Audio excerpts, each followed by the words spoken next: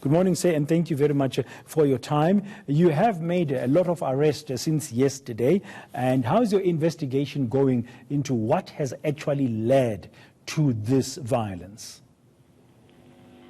We don't know exactly what is the motive because if you look at the situation, all the businesses that are being attacked, it's not only the businesses for the foreign nationals, but also the local businesses are being attacked. We believe that the criminality has just taken over.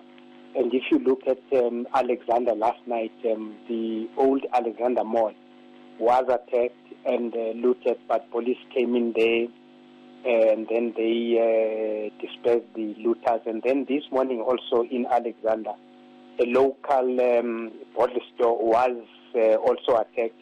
We believe now the criminals have taken over. They are taking businesses except those of the foreign nationals.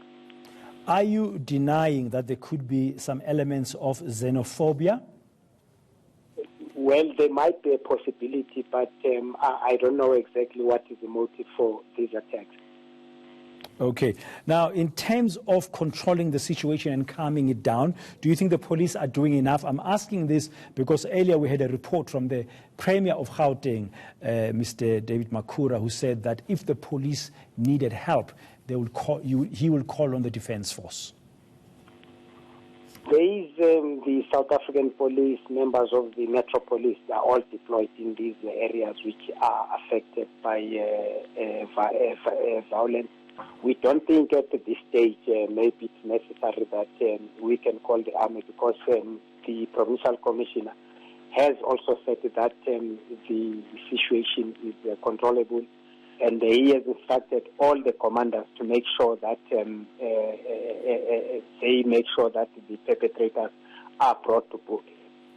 Now, there were reports yesterday that the GP hostel, as an example, the people who live there were leading some of the attacks. Do you know anything about that? And are you going to raid GP hostel? There was that information that some of the hostel residents also attacked the foreign owner shop in Malvern, but the minister went in the hostel yesterday. He has got an engagement with the hostel dwellers this morning, the Indunas from the hostel. But shouldn't you arrest people in the hostel if they were involved, Mr. Dlamini? Well, we have to arrest them, but if you look at Malvern, there were 34 people that were arrested, those that were found in possession of the property that was looted, also those that were caught whilst they were running away from the scene. They will be charged with public violence, malicious damage to property, as well as theft. Some of these suspects are appearing in court today.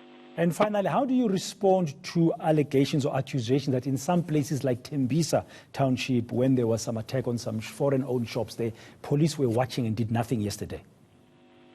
Well, I'm not aware that the police were watching, but in Tembisa, there were also people that were arrested there, and in one of the shops, police responded whilst the looters were inside the shop, and all the looters were arrested. We have deployed a lot of police officers there, and then those officers who are on standby, they have been called also to assist with the situation where these sporadic attacks are taking place. Thank you very much. Lungelo Dlamini speaking on behalf of the South African Police Services in Gauteng province.